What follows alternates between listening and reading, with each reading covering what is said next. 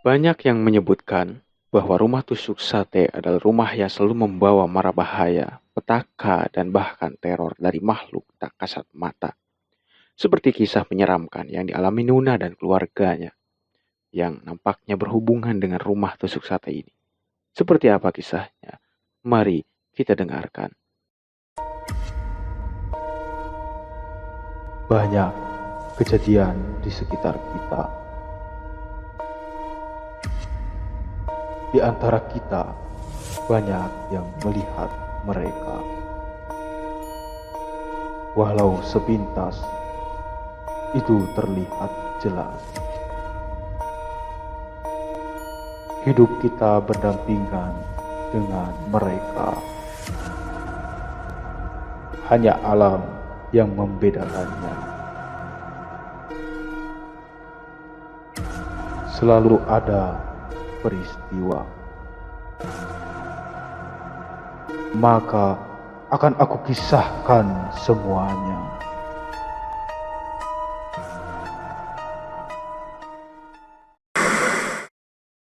Nuna dan keluarganya sudah beberapa lama tinggal di sebuah kota metropolitan, yaitu Jakarta. Setelah beberapa tahun, mereka pindah ke sana dari desa tempat tinggalnya dulu karena tuntutan sebuah pekerjaan ayahnya yang mengharuskan mereka pindah ke Jakarta. Pada tahun 2015 silam, ayah Nuna diberi pilihan untuk pindah tugaskan lagi ke kampung halamannya. Mendengar tawaran itu, ayah Nuna pun berunding dengan istri dan Nuna di rumahnya setelah pulang bekerja di sore hari. Ayah Nuna diberi waktu untuk memikirkan hal itu selama 1 minggu sebelum akhirnya memutuskan pilihan mereka.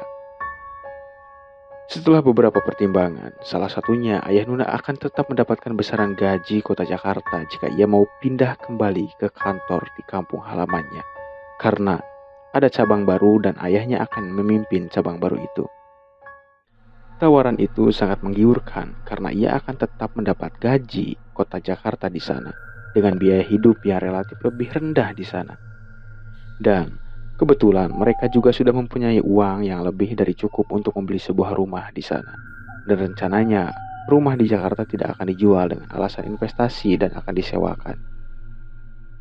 Setelah pertimbangan-pertimbangan itu, akhirnya ayah Nuna mengambil tawaran untuk pindah tugas ke kampung halamannya di sebuah kota kecil. Dan disetujui oleh istrinya dan Nuna pun hanya ikut saja dengan keputusan orang tuanya itu. Sebelum pindah ke sana, ayah Nuna mencari sebuah rumah terlebih dahulu untuk dibeli. Setelah beberapa hari, akhirnya salah satu adik ayah Nuna menelpon dan memberitahu ada rumah yang cukup luas dengan kondisi yang sangat terawat akan dijual dengan tawaran harga yang cukup murah di daerah itu. Namun, harus cepat-cepat dibayar sebelum dibeli oleh orang lain. Mendengar hal itu, keesokan harinya ayah Nuna langsung pergi berangkat menuju kota itu untuk melihat rumah yang akan dibelinya. Setelah perjalanan panjang, ayah Nuna pun singgah ke rumah adiknya untuk menjemput adiknya itu agar diantar ke rumah yang dimaksud. Setelah beristirahat sejenak, mereka pun mulai bergegas ke rumah yang dimaksud. Jaraknya tidak terlalu jauh dari rumah adiknya itu. Sesampainya di sana, mereka disambut langsung oleh si pemilik rumah itu, Pak Casmo namanya. Pak Casmo pun menjelaskan tentang rumah itu dan mengajak Pak Lili, ayah Nuna dan Sarwaji adiknya untuk melihat-lihat rumah itu dan menunjukkan surat-suratnya. Setelah berkeliling cukup lama, mereka pun berbincang di ruang tamu. Pak Casmo juga berkata kalau sudah ada 3 orang lainnya yang ingin membeli rumah itu, bahkan dengan harga lebih tinggi dari harga yang ditawarkan. Namun Pak Casmo menahan 3 orang lainnya karena sudah ada janji terlebih dahulu dengan Pak Lili. Jika Pak Lili tidak mau membeli rumah itu, maka akan ditawarkan lagi ke 3 orang lainnya. Pak Lili sebenarnya sangat suka dengan rumah itu karena luas dengan halaman yang sejuk. Kondisinya yang rapi dan sangat terawat semakin membuatnya tertarik dengan rumah itu. Tak lama, Pak Casmo si pemilik rumah itu izin untuk keluar sebentar untuk membeli jamuan. Di sanalah baru Pak Lili bertanya kepada Sarwaji tentang pendapat rumah itu. Barulah di sana Sarwaji sedikit berbisik bahwa ada satu hal yang harus dipertimbangkan. Karena rumah itu berada tepat di ujung persimpangan atau ujung jalan yang lurus dan tidak berbelok pada sebuah pertigaan, atau rumah itu kerap disebut dengan rumah tusuk sate. Dan orang-orang di sana percaya bahwa rumah tusuk sate kerap membawa hal-hal negatif pada penghuninya. Saat itu Pak Lili berpikir sejenak dan selanjutnya berkata, masa sih, mitos aja itu. Aku suka rumah ini, adem dan nyaman. Mendengar jawaban dari kakaknya, Sarwaji pun kembali berkata bahwa keputusan hanya ada pada kakaknya itu selaku orang yang akan membelinya. Ia hanya mengingatkan saja. Di sana Pak Lili pun menelpon istrinya untuk memberitahu tentang rumah itu dan mengirimkan beberapa foto dan video rumah itu, tanpa memberitahu posisi rumah itu. Istri Pak Lili pun setuju saja untuk membeli rumah itu jika Pak Lili suka, karena ia menyerahkan semua keputusan itu pada suaminya. Dan waktu pindah tugas Pak Lili pun semakin dekat. Akhirnya 2 minggu kemudian Pak Lili pun sudah pindah ke tempat kerja yang barunya dan sudah pindah juga ke rumah barunya. Setelah Pak Lili pindah, ia sangatlah betah tinggal di rumah itu. Begitu juga dengan Nuna dan istrinya.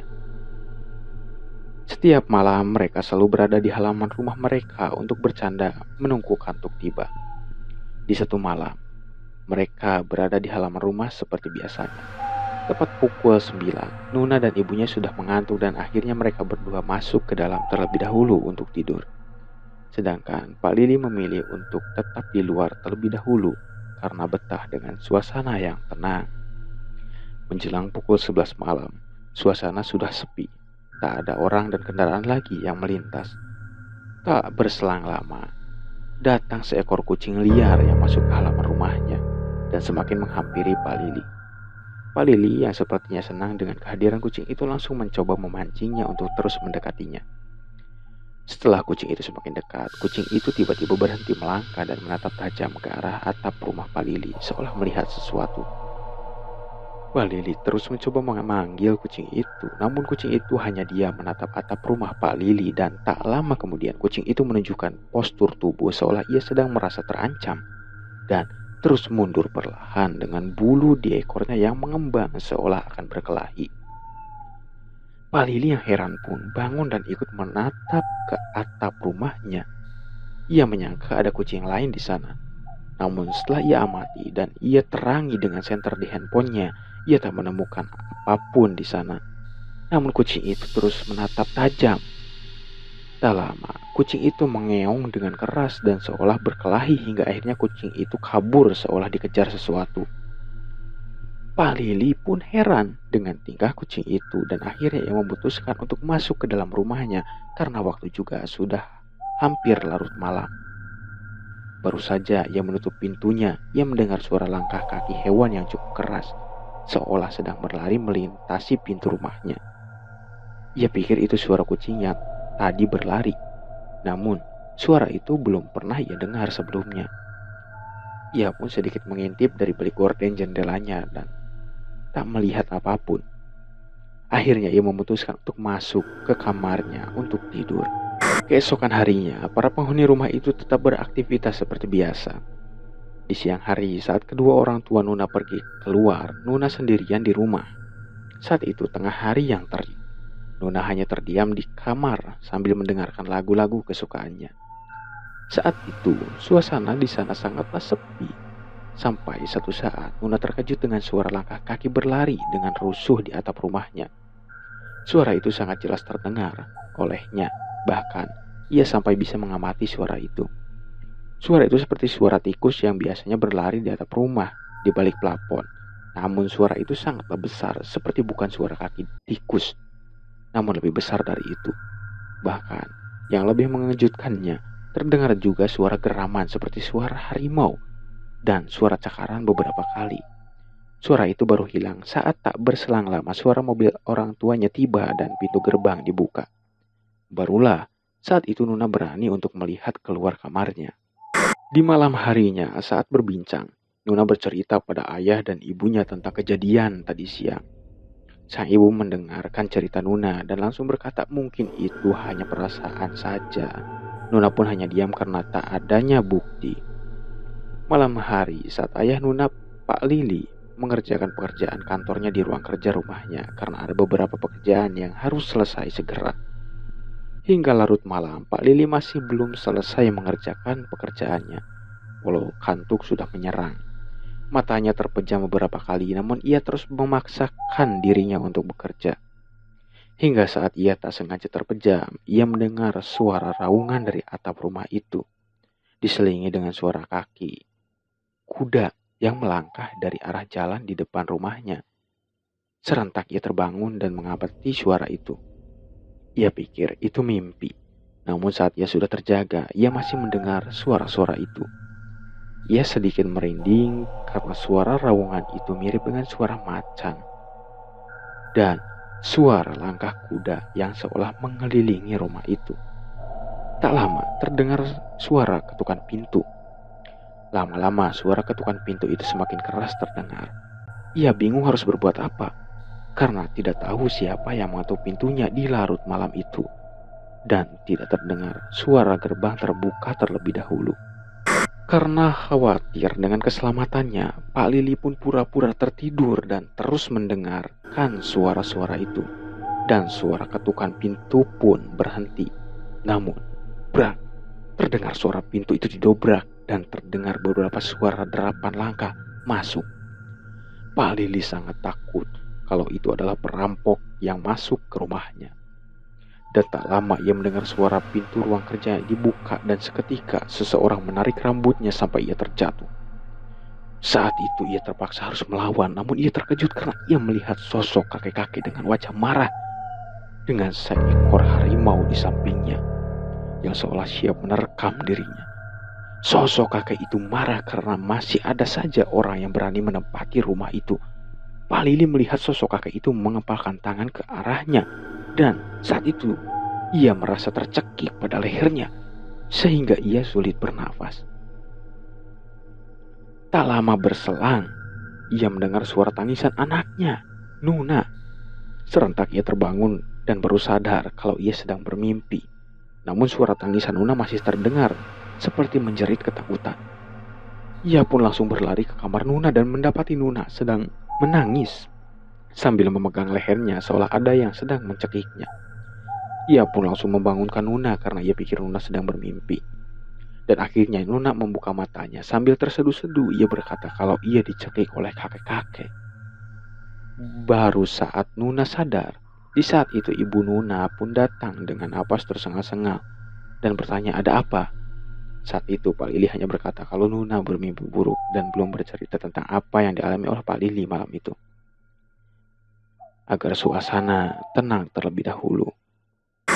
Di siang harinya barulah Pak Lili bercerita pada istrinya saat Nuna sedang bermain di luar.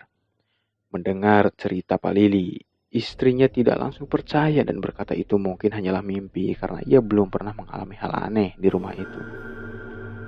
Kemudian saat menjelang sore, istri Pak Lili pun berbincang di halaman rumah tetangganya. Di sana, barulah ia teringat tentang beberapa kejadian yang dialami oleh suami dan anaknya. Barulah di sana ia bertanya sedikit tentang rumah yang ia huni kepada tetangganya itu. Barulah ia tahu kalau rumah itu sudah lama akan dijual, namun orang-orang di sana tak ada yang mau beli, walaupun dengan harga yang lebih rendah dari harga murah di daerah itu. Karena warga di sana percaya kalau rumah itu selalu membawa sial pada penghuninya, karena posisi rumah itu yang sering disebut dengan rumah tusuk sate. Dan sudah ada beberapa orang yang menghuni dan membuka usaha di rumah itu, namun pasti ujungnya adalah bangkrut pada usahanya dan beberapa orang lainnya selalu mengalami hal aneh di luar nalar. Dan beberapa bahkan sakit-sakitan dan baru bisa sembuh setelah pergi dari rumah itu. Dan konon, rumah itu dibangun di atas kebun kosong yang dipercaya warga ada sebuah istana gaib di kebun itu. Ibu Nuna hanya mengiyakan saja saat itu. Hingga akhirnya saat malam menjelang tidur, Ibu Nuna tiba-tiba terpikirkan dengan perkataan tetangganya tentang rumah yang ia tinggali. Hingga akhirnya ia bercerita dengan suaminya itu. Barulah saat itu Pak Lili juga bercerita tentang pengalaman yang ia alami selama tinggal di rumah itu. Saat sedang berbincang, Nuna yang sudah tidur sejak tadi tiba-tiba berteriak kesakitan. Ayah dan ibunya pun langsung berlari ke kamar Nuna. Ia melihat Nuna yang sedang menangis seolah melepas sebuah cengkraman di lehernya. Hingga akhirnya saat ibu dan ayah yang mencoba menenangkan Nuna, Tiba-tiba lampu di rumah itu padam dan seketika terdengar suara geraman dan derapan kaki yang tak tahu entah berasal dari mana. Hingga seketika tubuh Pak Lili dan istrinya diseret hingga terjatuh ke arah lemari dan sebuah bola api terlihat menabrak kaca kamar Nuna sampai pecah dan serpihannya mengenai semua orang di sana. Dan lemari pun ambruk seketika menimpa Pak Lili dan istrinya.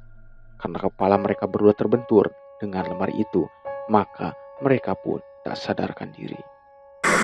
Singkat cerita, Pak Lili dan istrinya sadar. Mereka mendapati dirinya di sebuah gua yang gelap. Terlihat di depan ada sebuah api unggun. Mereka pun merangkak perlahan mendekati cahaya itu. Namun, saat didekati, mereka melihat sosok-sosok yang menyeramkan. Yang mereka lihat ada banyak sosok seperti genderuwo. Dan terlihat juga kakek-kakek yang pernah Pak Lili temui dengan harimaunya yang sedang mengaum-ngaum. Dan mereka terkejut karena melihat tubuh Pak Lili dan istrinya sedang terbaring di samping api unggun. Makhluk-makhluk itu seperti sedang melakukan ritual. Saat melihat tubuhnya, istri Pak Lili pun berteriak karena takut. Karena teriakan itu, tatapan semua sosok di sana tertuju pada mereka. Dan harimau itu langsung berjalan dan siap menerkam mereka berdua. Jelas Pak Lili dan istrinya semakin takut dan berusaha berlari. Tapi harimau itu langsung menerkam mereka. Namun sesaat sebelum terkaman macan itu mengenai mereka berdua, tiba-tiba sebuah cahaya putih langsung menyelimuti mereka berdua. Dan mereka berdua langsung terbangun di ruang tamu. Mereka terkejut karena sudah ada banyak warga di sana. Di hadapan mereka sudah ada seorang bapak-bapak yang terlihat agak tua yang langsung menenangkan mereka. Nuna pun lari memeluk kedua orang tuanya dari sudut ruangan itu. Setelah itu mereka mengetahui kalau bapak-bapak itu bernama Pak Sami, sesepuh di kampung itu. Mereka dijelaskan kalau mereka memang hampir menjadi sasaran amukan dan target persembahan para penghuni rumah itu, yaitu dari bangsa Demit di sana. Pak Lili bersyukur mereka masih selamat dan setelah pagi tiba, ia dijemput oleh adiknya untuk tinggal bersama sebelum menemukan hunian baru. Terus dukung catatan astral agar cerita-cerita menyeramkan lainnya dapat selalu tersaji untuk Anda.